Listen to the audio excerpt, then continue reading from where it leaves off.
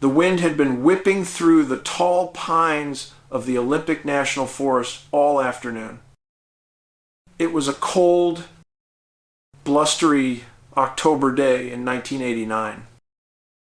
A time when the wilderness still felt truly isolated. A father, Mark, was loading firewood, just 50 feet from his cabin door.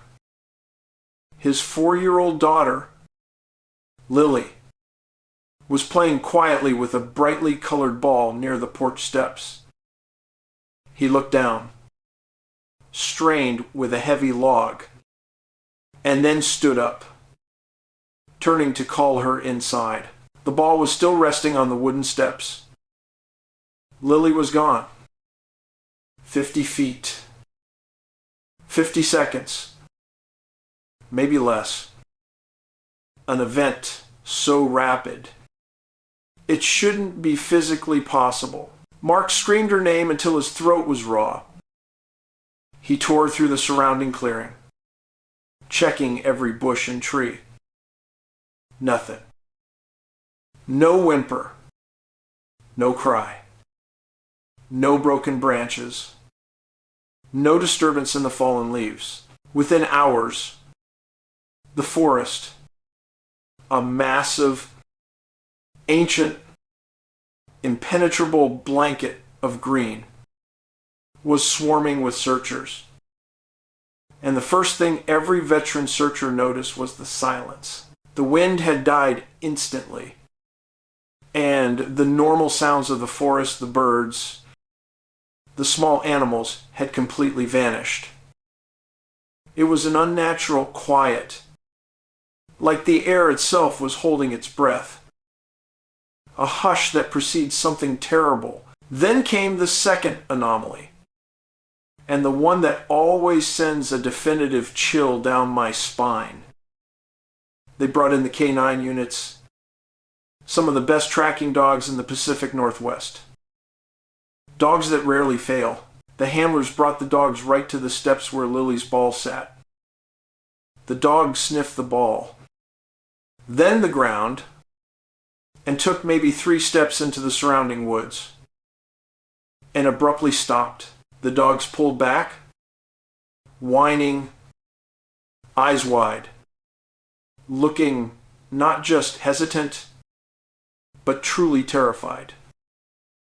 The scent abruptly ended, gone, as if the child had been plucked straight up into the cold October sky. This is where we begin the terrifying discussion, where the reality of missing persons cases collides with something ancient, disturbing, and what some have called the feral human or wild people theory.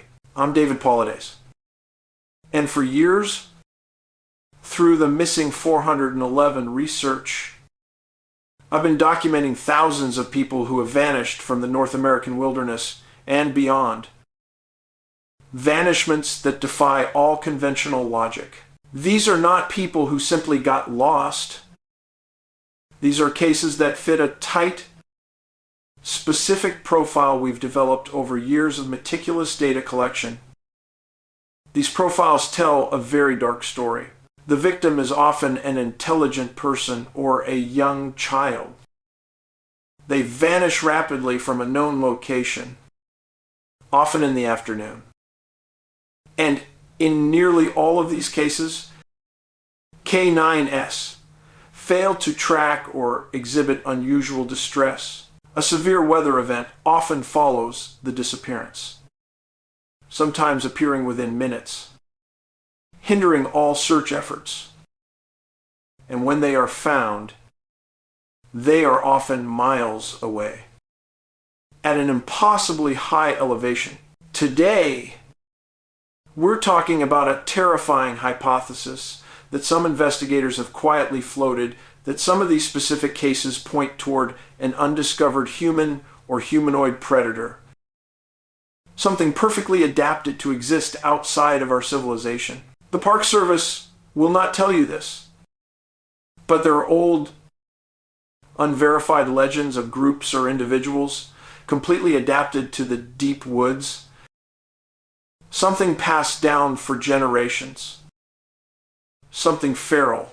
Let's look at a case that perfectly illustrates the horrifying efficiency of these disappearances. A case where the idea of a standard accident simply evaporates. The case of Dennis Martin, June 14, 1969. 6-year-old Dennis Martin was on a Father's Day camping trip with his family in the Great Smoky Mountains National Park. The boys ran ahead to play a prank, separating for just a moment to hide behind bushes. When the other boys looked up, Dennis was gone. In an instant, the profile was established immediately, with the child vanishing from a known secure location in a matter of seconds. The search for Dennis was immediately complicated by a massive, sudden storm that rolled in, bringing heavy rain and low clouds that completely shut down the air search. A storm that arrived with unnatural speed. The search dogs brought in behaved erratically, showing a brief interest, then losing the scent completely. They whined, pulling back from the rough terrain, unable to hold a trail. The evidence was gone, but then came the bizarre testimony. A family of hikers. The Key family reported hearing a screaming sound, a truly sickening, blood-curdling sound high up on a distant ridge. They then saw a man carrying a small child, moving quickly and effortlessly through the dense forest. The man was described as unshaven, wearing dark clothes, and moving like he was part of the mountain. They dismissed it until they heard Dennis was missing. The child was never found. The terrain too rugged, the weather too uncooperative, and the only conclusion that fits is an abduction by a highly efficient, stealthy entity. Let's go west now, to the high granite country of Pikes Peak, Colorado. This case is different because Bobby Bizup was actually found, but the circumstances are utterly chilling. October 1958, 9-year-old Bobby was hunting grouse with his father and brother. He walked ahead, out of sight, and vanished. Just like that. Sudden. Heavy snow began almost immediately, covering all potential tracks. The K-9 teams were rendered useless. The elements were working against the searchers. Bobby's body was eventually found 18 days later, nearly 5 miles from where he disappeared. A distance a lost 9-year-old cannot travel in a blizzard. He was found in a spot that search teams had already swept. Crucially, he was found with his jacket missing and his shoes placed neatly beside him. He had died of exposure, but the presentation of the body suggests he was moved, cared for in some strange way, and then deposited. Why would an entity deposit a victim miles away above the search area, often partially undressed, and leave them in a location already scoured? That suggests an intelligence and an operation that defies our understanding of a simple person. The feral human theory posits an isolated, predatory human group. But the impossible distances, the sudden disappearance, and the absolute lack of scent trail, they point to a perpetrator that is not bound by our physics. The theory that makes the most sense in the context of all the missing 411 data is the existence of dimensional portals. Think about it. How can a K-9 trail end suddenly? Because the victim didn't walk away. They were taken through a rupture in space.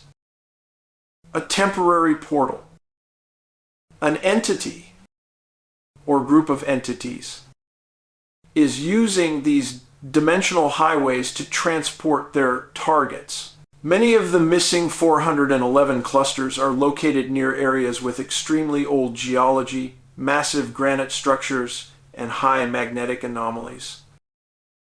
These are, theoretically, the exact conditions required for temporary, localized dimensional breaches to occur. The idea that we are stepping into a landscape where the natural laws of our world, gravity, distance, even time can be momentarily suspended is terrifying. And something is using that suspension to collect people. The Park Service knows they are losing people. The refusal to coordinate data, the lack of a national database that is not incompetence, that is intentional concealment. They do not want you to know that something with the efficiency of a predator and the baffling logistics of a phenomenon is operating out there. A phenomenon using the ancient silent wilderness as its hunting grounds. The woods are not entirely ours. They are populated by secrets. And something is waiting to take advantage of that momentary silent slip into the impossible. Stay alert. And if the forest goes silent, or if the dog won't track, get out.